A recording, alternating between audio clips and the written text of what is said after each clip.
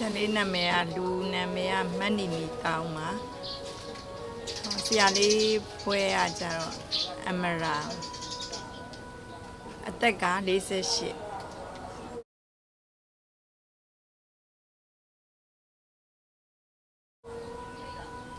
Giờ lấy à lúc này anh nên sẽ rồi lấy em air hostess. Now by အိမ်အောင်ကြပြီးတဲ့ခါမှာတစ်လုပ်ငန်းလုပ်တယ်တစ် expo တွေကိုထုတ်တယ်ပေါ့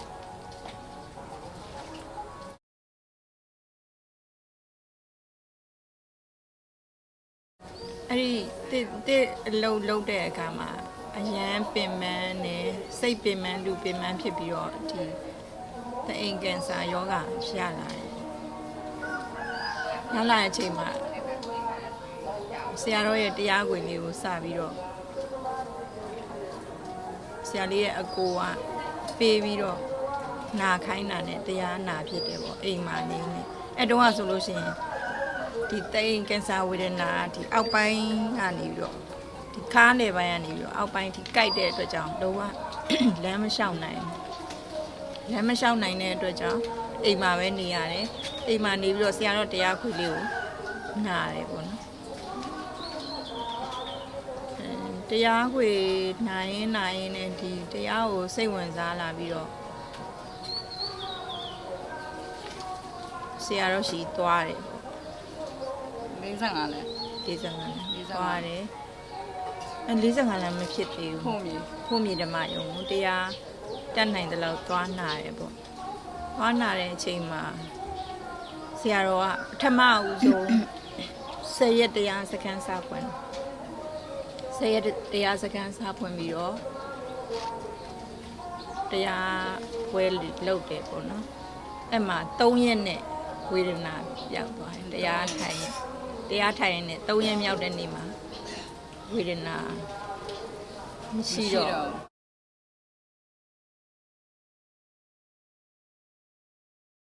အဲ့ဒီအချိန်မှာ2နှစ်လောက်ဆောင်းနဲ့ဆောက်တယ်2006 CIN2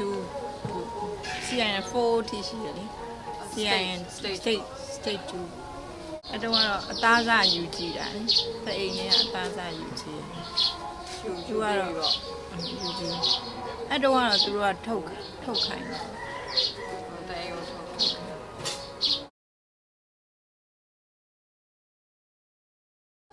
အဲ့တော့ဘယ်လိုလဲခံစားနာလို့ခါအောက်ပိုင်းကဘိုင်းတော့အရန်ကြိုက်တယ်ကြိုက်လွန်အားကြီးလို့ဘလောက်တောင်ကြိုက်လဲဆိုဒီတအိမ်ထဲမှာဘယ်နာကကြိုက်တယ်ဆိုတာတော့ပြီးကြိုက်လွန်အားကြီးရမ်းမရှောင်ဘူး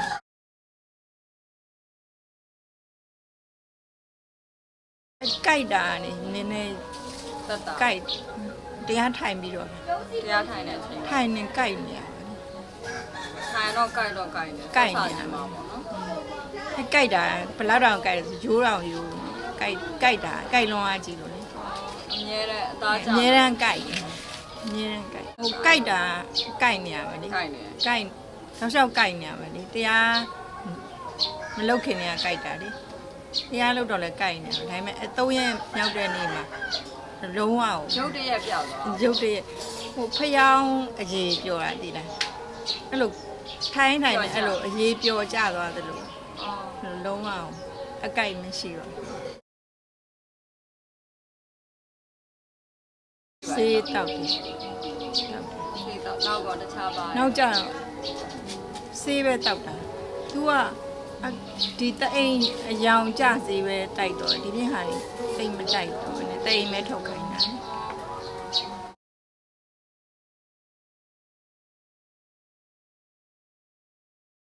ဝေဒနာပဲအမြဲရှိတယ်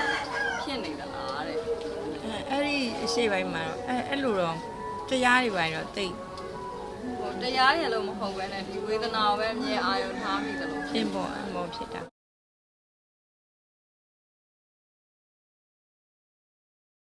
ဒီလိုဒီဝိပဿနာကိုတိတိကျကျမသိဘူးပေါ့ဒါပေမဲ့လည်းအရင်တော့ကတော့အဲ့လိုဖျားရှိခိုးပဋ္ဌာန်းတို့ပိဋိတ်တို့ရတာရှိရဆရာတော်နဲ့တွေ့မှာဝိပဿနာ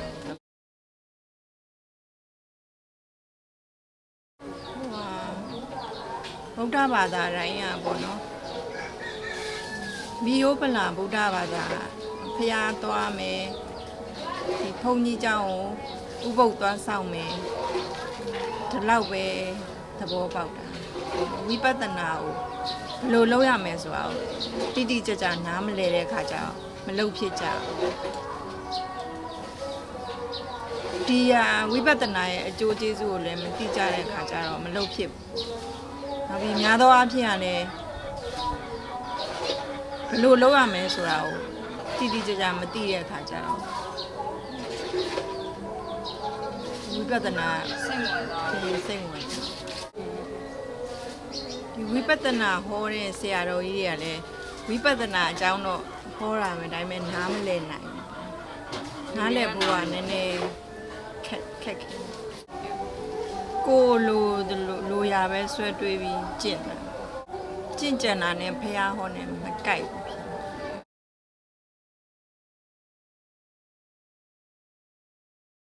ပထမအကြိမ်ပျောက်သွားပြီးတော့ဒီတရားအားနဲ့စီးပွားရေးတွေကောင်းလာတယ်အဲ့လိုယောဂလည်းပျောက်သွားတယ်စီးပွားရေးလည်းအရန်ကောင်းလာတဲ့အတွက်ကြောင့်ဒီတရားဘက်မှာအားနေပြီးတော့လောကီဘက်ကိုပြန်ပါသွားတာအဲ့ဒါလေးကိုသိစေချင်တာလေပြန်ပါသွားတယ်ပြန်ပါသွားပြီးတော့ဒီလောကီမှာပျော်မွေ့ပြီးတော့ဒီတရားအားရော့လာတဲ့အချိန်မှာဒီစီးပွားရေးကရော့လာပြီးတော့ယောဂပြန်ပြီးတော့ပေါ်လာအဲ့မှာတေခံနေလောက်ထိပြန်ဖြစ်တွေးတွေအရင်ဆင်းပြီးတော့အဲ့လိုတေခံနေလို့ဖြူဆုပ်အဲ့တော့မှတရားကိုပြန်ပြီးသတိရ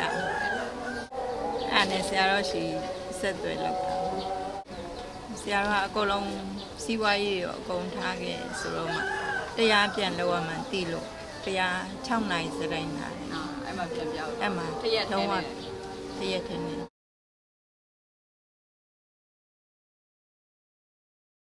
အခုဒီကိုလာနေတဲ့နှစ်လွန်ခဲ့တဲ့6နှစ်က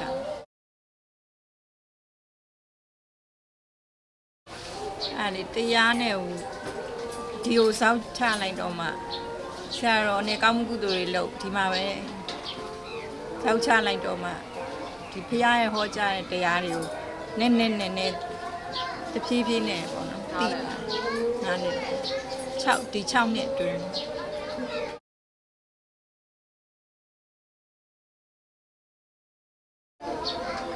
အဲ့တော့လုံးမဲ့လူသိမ့်မရှိသေးဘူးဒီစင်တာမှာဆရာတော်ကားမောင်းနေဆရာတော်နဲ့တောက်လျှောက်တရားပွဲတွေကိုလိုက်ထိုင်နေစွန့်ခံလိုက်တယ်နောက်ပြီးဒီမှာလူမမာတွေကိုဆေးရုံပို့တာတော့အကုန်ပေါ့မနေ့မိုးလင်းကနေမိုးချုပ်ကသူများအတွက်ကြည့်တယ် လိုအပ်သမျှ လိုအပ်တဲ့မြတ်ဆရာတော်တရားပွဲတွေကိုတောက်လျှောက်လိုက်ထိုင်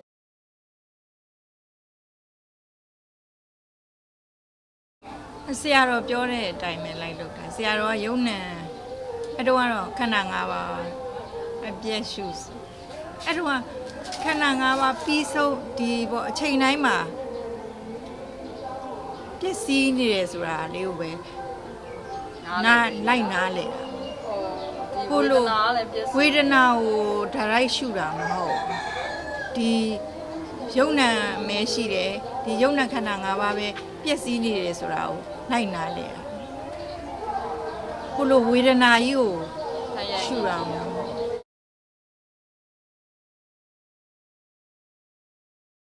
အရန်အချိန်ပြေတော့မဟုတ်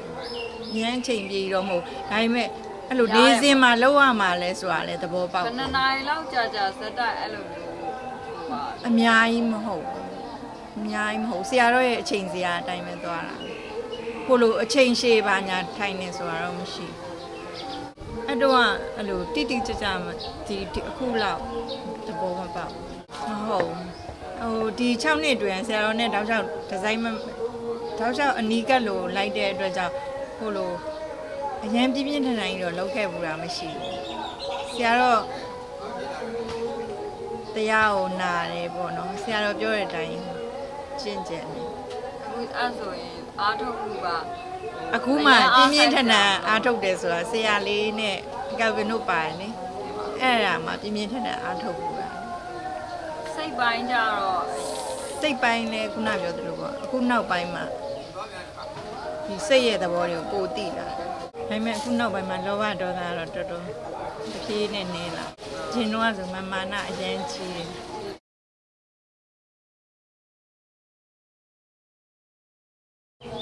အစတော့ကလူက45လမ်းနေဒီကိုပြောင်းလာတရက်5560ပေါ့60လောက်ပဲရှိတယ်ဒါပေမဲ့လောက်ကူတဲ့လူက10ယောက်15ယောက်လောက်ပဲရှိတယ်အဲ့မှာဟိုတဲတဲပဲရှိတယ်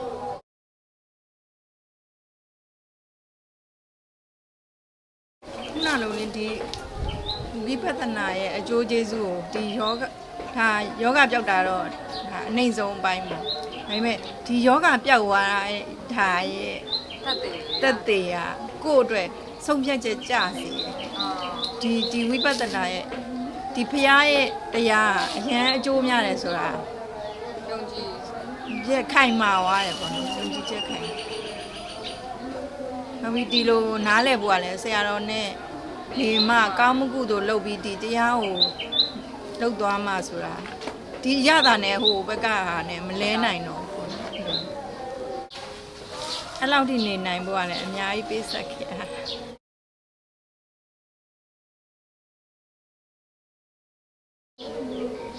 ဟာတရားနဲ့နေနိုင်တဲ့အတွက်ဘယ်လိုဖြစ်ဖြစ်အခုကြတော့အဆင်ပြေ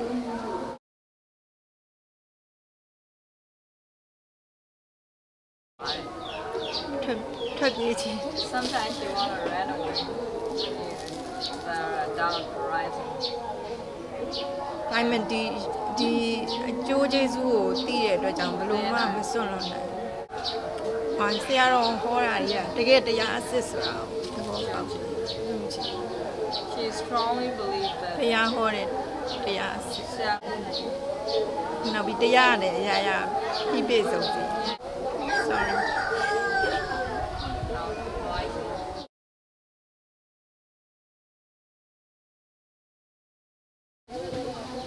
ယောဂအကုန်လုံးကဒီစိတ်ကြောင့်ဖြစ်တာပေါ့နော်စိတ်ကြောင့်ဖြစ်တဲ့အတွက်ကြောင့်ဒီစိတ်ကိုဟို control လုပ်နိုင်လို့ရှိရင်ဒီယောဂတွေအနေနဲ့အများမလာနိုင်တော့ဘူးနောက်ပြီးတကယ်စိတ်ကိုကိုယ့်ရဲ့